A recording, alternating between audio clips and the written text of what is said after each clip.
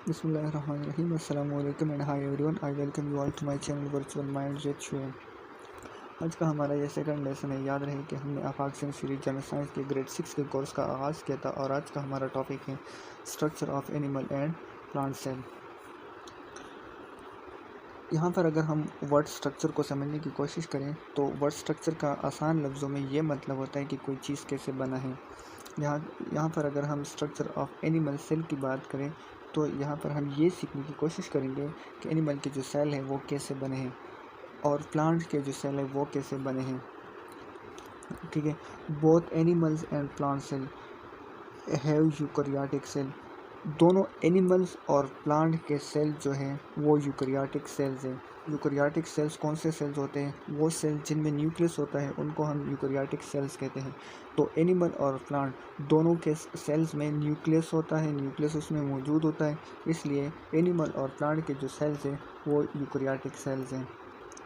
Animal cells है irregular shape. Animal के जो सेल्स हैं उनका जो शेप होता है वो या तो इरेगुलर होता है और राउंड शेप, या उनका जो शक्ल होता है वो राउंड होता है। ठीक है, वाइल प्लांट सेल है फिक्स्ड एंड रेक्टेंगुलर शेप।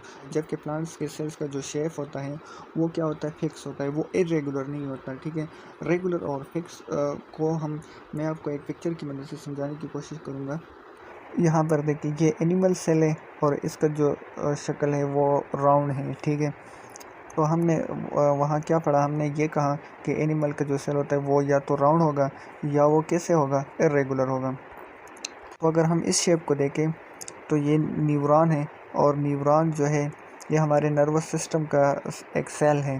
तो इसके शेप को अगर हम देखें तो ये कोई फिक्स नहीं है, ना ये कोई राउंड शेप है, ना ये कोई रेक्टेंगुलर शेप है, ना ये कोई स्क्वायर है, ना कोई ट्रायंगल है, बल्कि क्या है? ये इरेगुलर है। आप इसको देख सकते हैं। अगर हम प्लांट सेल की बात करें तो हमने वहाँ पे पढ़ा कि जो प्लांट का जो सेल होता है वो फिक्स होता है। ठीक है, वो इरेगुलर नहीं होता और वो रेक्टेंगुलर शेप में होता है। एनिमल सेल्स के बारे में हमने ये पढ़ा कि वो या तो इरेगुलर हो गए, जैसे नेफ्रॉन हो गए, जैसे न्यूरॉन्स के सेल्स हो गए, वो इरेगुलर शेप के होते हैं, या वो राउंड होंगे। लेकिन जो प्लांट्स के सेल है वो फिक्स होते हैं और वो रेक्टेंगुलर शेप के होते हैं। प्लांट सेल्स है क्लोरोप्लास्ट। जो प्लांट के सेल्स होते हैं उनमें क्लोरोप्लास्ट होता है एंड सेल वाल, और उसमें सेल वाल होता है। While animal cells do not. जबकि एनिमल के सेल में ना तो क्लोरोप्लास्ट होता है और ना उसमें सेल वाल होता है। याद रहे कि जो क्लोरोप्लास्ट और सेल वाल होता है वो सिर्फ और सिर्फ प्लांट्स के सेल में होता है, वो एनिमल के सेल में नहीं होता। यहाँ पर अगर हम इन्फो बॉक्स को देखें तो इन्फो बॉक्स में एक दिया हुआ है यूनिसेलुलर ऑर्गेनिज्म और दूसरा दिया हुआ है मल्टी सेलुलर ऑर्गेनिज्म। इसको मैंने पहले लेक्चर में भी इसको एक्सप्लेन किया था, लेकिन यहाँ पर एक बार फिर इसको एक्सप्लेन करने की मैं कोशिश करूँगा। देखिए, यूनिसेलुलर, इसमें ये यूनिसेलुलर दो लफ्ज़ों से बना हुआ है, एक है यूनी और दूसरा है सेलुलर। ठीक है, तो यूनी का मतलब होता है वन, ठीक है, और सेलुलर लफ्ज़ सेल से निकला है। तो इसका मतलब वो ऑर्गेनिज्म हैं जो एक सेल से बने होते हैं। देखिए यहाँ पर लिखे हुए some organism are made of one cell. कुछ ऑर्गेनिज्म जो होते हैं वो एक सेल से बने होते हैं, दे आर कॉल्ड यूनिसेलुलर, उसको यूनिसेलुलर कहते हैं। Such as paramecium, amoeba and chlamydomonas. जैसे कि पैरामीशियम है, अमीबा है और क्लेमाइडोमोनास है। ये ऐसे ऑर्गेनिज्म है जो एक ही सेल से बने होते हैं, और जो ऑर्गेनिज्म वन सेल से बने उनको हम यूनिसेलुलर ऑर्गेनिज्म कहते हैं। यहाँ पर ये जो दूसरा वर्ड यूज हुआ है मल्टी सेलुलर। देखिए, मल्टी का मतलब है मैनी, कई, यानी बहुत सारे, और सेलुलर सेल से निकला है। तो मल्टी सेलुलर ऑर्गेनिज्म का ये मतलब हुआ कि वो ऑर्गेनिज्म जो कई सारे सेल से बने हों, बहुत सारे सेल से बने हों। Multicellular organism are those organism that have many different types of cell, जिसमें कई किस्म के मुख्तलिफ सेल्स हो, जैसे रेट्स हो गए, जैसे चूहे हो गए। चूहे जो होते हैं वो किसी एक सेल से नहीं बने होते, बल्कि वो डिफरेंट टाइप्स ऑफ सेल के बने होते हैं। एलिफेंट्स हो गए, प्लांट्स हो गए, ह्यूमंस हो गए, एक्सेट्रा। देखिए, ह्यूमन का जो नर्वस सिस्टम है उनके जो सेल्स है वो अलग हैं। इनका जो एक्सक्रीटरी सिस्टम है, किडनी में जो सेल लगे होते हैं वो अलग टाइप के हैं। ठीक है, इस तरह हाथी के भी इसी तरह हैं। As the number of cell increase, जैसे जैसे नंबर ऑफ सेल इंक्रीज होते हैं, ज़्यादा होते हैं, देयर कम्प्लेक्सिटी आल्सो इंक्रीज, तो इनकी जो कम्प्लेक्सिटी होती है वो भी इंक्रीज होती है। और प्लांट और एनिमल के सेल होते हैं both animal and plant cell have some similarities and differences. दोनों एनिमल के और प्लांट के सेल जो होते हैं उनमें कुछ सिमिलरिटीज़ होती है और डिफरेंसेस होते हैं। अब आते हैं सेल ऑर्गेनील्स की तरफ।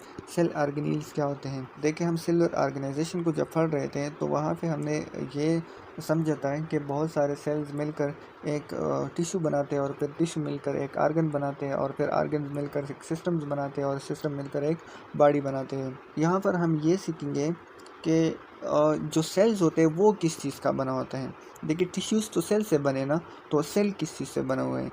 तो सेल भी हमारे पास छोटे छोटे यूनिट्स से बना होता है और उन यूनिट्स को हम कहते हैं ऑर्गेनील्स। ठीक है। इन लिविंग ऑर्गेनिज्म में सेल्स है मेनी स्मॉलर सब यूनिट्स। जो सेल्स होते हैं उनमें कई सारे सब यूनिट्स होते हैं। डेट एड, जो मदद करते हैं, जो मदद देते हैं उन्हें in carrying out there specific function, जो एक ख़ास किस्म के फंक्शंस काम परफॉर्म करते हैं। These sub units are called ऑर्गेनील। उन सब यूनिट्स को क्या कहते हैं? ऑर्गेनील्स कहते हैं। देखिए, सेल तो ऑर्गेनील से बन गया, तो ऑर्गेनील किस चीज़ के बने होते हैं? ऑर्गेनील जो होते हैं वो बाई मॉलिक्यूल के बने होते हैं। तो फिर बाई मॉलिक्यूल किस चीज़ से बना हुआ है? बाई मॉलिक्यूल्स जो होते हैं वो एटम से बना होता है। ठीक है। They are very important for cell. और ये जो ऑर्गेनील्स होते हैं इनका जो फंक्शन होता है ये सेल्स के लिए बहुत ही इंपॉर्टेंट होता है।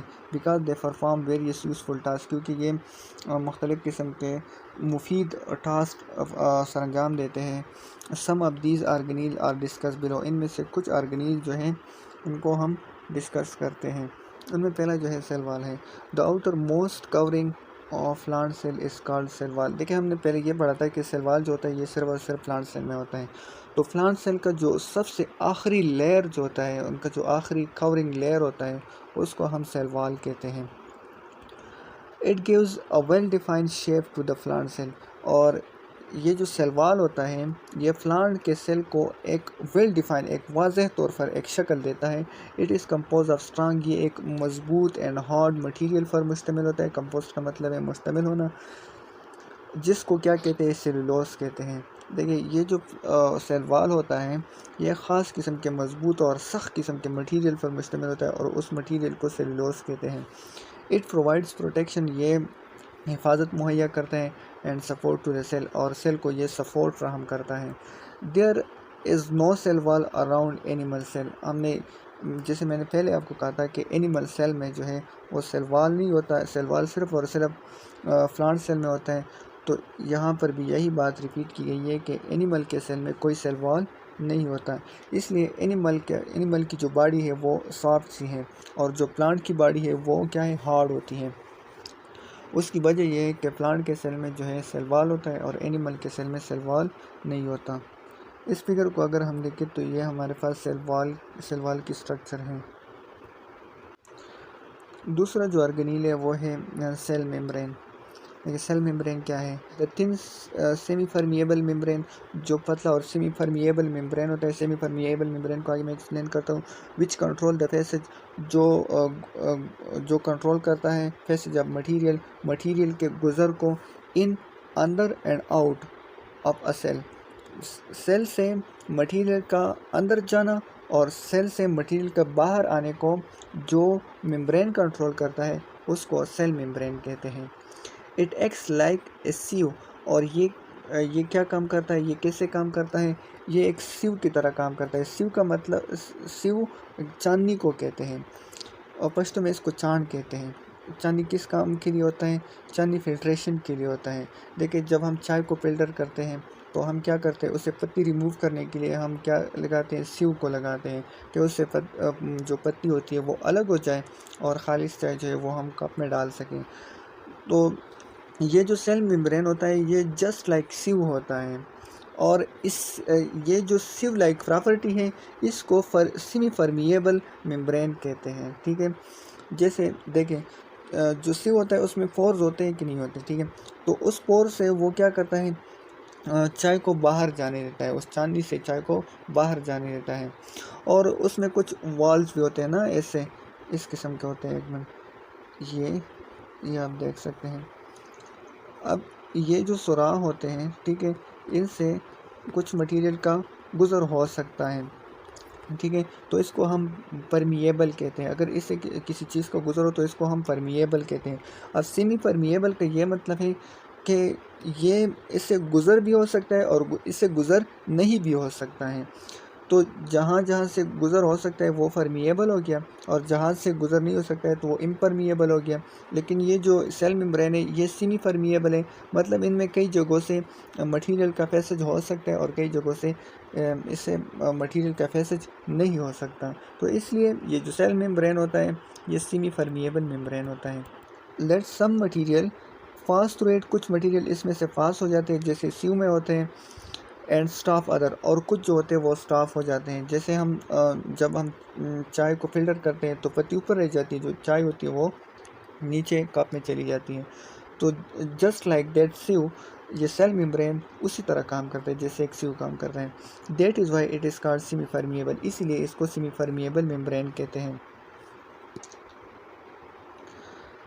This membrane is made up lipid by layer, और ये जो सेल मेम्ब्रेन होता है ये लिपिड बाई लेयर का बना होता है। देखें यहाँ पर दो वर्ड है, एक है लिपिड, लिपिड एक केमिकल है, और बाई लेयर, बाई लेयर दो लफ्ज़ों से बना होता है। एक है बाई, बाई मतलब दो, और लेयर मतलब तह।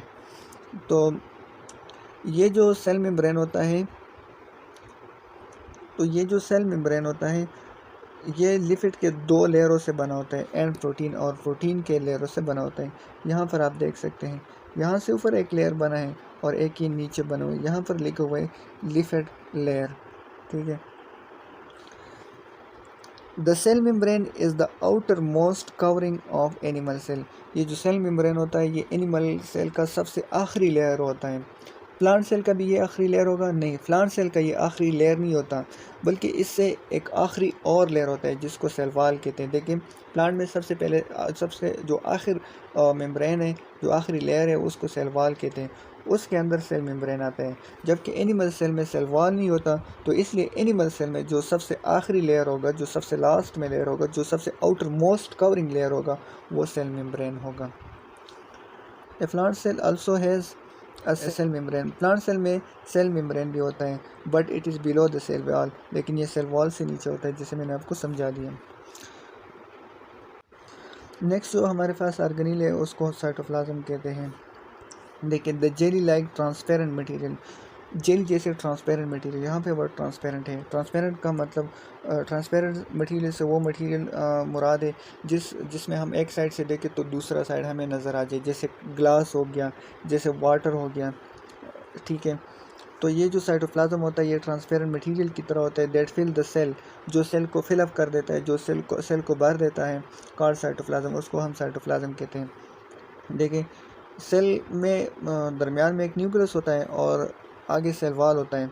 तो ये वाला जितना एरिया है, ये वाला, इस सारे एरिया में ये साइटोप्लाज्म होता है। ठीक है। और ये ट्रांसपेरेंट मटेरियल होता है। All chemical reaction in a cell takes place inside the cytoplasm, cell में जितने भी केमिकल रिएक्शंस होते हैं वो साइटोप्लाज्म में होते हैं। Both animal and plant cell contain cytoplasm, ये जो साइटोप्लाज्म होता है ये एनिमल सेल में भी होता है और प्लांट सेल में भी होता है। नेक्स्ट जो हमारे पास ऑर्गेनील है वो है nucleus. The central controlling and performing centre of cell is called nucleus, जो सेल का जो मरकज़ी कंट्रोलिंग और मालूमाती सेंटर होता है उसको न्यूक्लियस कहते हैं। इट कंट्रोल्स, ये कंट्रोल करता है, एंड सुपरवाइज, ये सुपरवाइज करता है सेल के तमाम एक्टिविटीज़ को taking place inside the cell, cell के अंदर जितनी भी एक्टिविटीज़ होते हैं उनको ये सुपरवाइज करता है, ये उनको ये मैनेज करता है। That is why it is also called brain of the cell, इसलिए इसको ब्रेन ऑफ द सेल भी कहते हैं। यानी जैसे इंसान की सारी एक्टिविटीज़ को ब्रेन कंट्रोल करता है, जानवरों की सारी एक्टिविटीज़ को ब्रेन कंट्रोल करता है, उसी तरह सेल की सारी एक्टिविटीज़ को न्यूक्लियस कंट्रोल करता है, और इसीलिए इसको ब्रेन ऑफ सेल कहते हैं। It is cover with double membrane involve, और ये डबल मेम्ब्रेन लिफाफे में ये कवर होता है टू सेपरेट इट, और ये इनको अलग कर देता है फ्राम साइटोप्लाज्म। ये जो डबल इन्वॉल्व होता है, ये डबल मेम्ब्रेन इन्वॉल्व होता है, ये न्यूक्लियस को साइटोप्लाज्म से अलग करता है। इट कंटेन न्यूक्लियोप्लाज्म, इसमें न्यूक्लियोप्लाज्म होता है। किस चीज़ में? न्यूक्लियस में एक न्यूक्लियोप्लाज्म होता है, ठीक है, न्यूक्लियोलस होता है एंड क्रोमेटिन नेटवर्क होता है। ये जो न्यूक्लियोलस होता है और क्रोमेटिन नेटवर्क होता है, ये अपने अंदर जेनेटिक इन्फॉर्मेशन को स्टोर करता है। It is found both plant and animal cell, ये दोनों प्लांट और एनिमल सेल में पाए जाते हैं। नेक्स्ट जो हमारे पास ऑर्गेनील है वो है वैक्यूल। ठीक है, टाइनी मेम्ब्रेन बाउंड ऑर्गेनीज, ऐसे ऑर्गेनील जो छोटे मेम्ब्रेन में बंद होते हैं और वो न्यूट्रिएंट को स्टोर करता है, न्यूट्रिएंट के साथ साथ वेस्ट प्रोडक्ट को भी स्टोर करता है और दूसरे सब्सटेंसेस को भी स्टोर करता है अपने अंदर। दे आर कॉल्ड वैक्यूल, तो उसको हम वैक्यूल्स कहते हैं।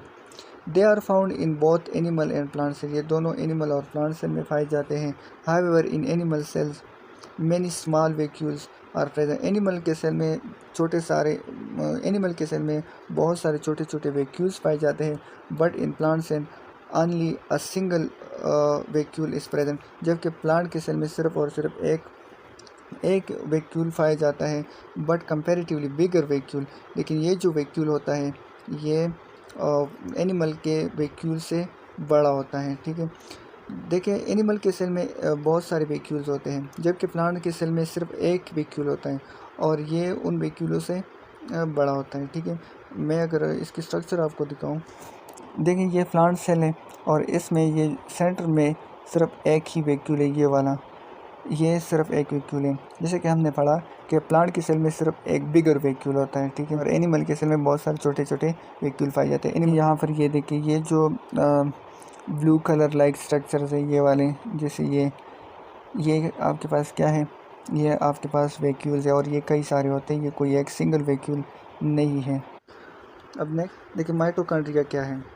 डबल मेम्ब्रेन बाउंड स्ट्रक्चर, ये ऐसा स्ट्रक्चर होता है जो डबल मेम्ब्रेन में बाउंड होता है डेट प्रोवाइड एनर्जी, जो एनर्जी को प्रोवाइड करता है टू द सेल को for all its activities, cell के तमाम एक्टिविटीज़ के लिए जो ऑर्गेनील एनर्जी प्रोवाइड करता है आर कॉल्ड माइटोकॉन्ड्रिया, उसको माइटोकॉन्ड्रिया कहते हैं।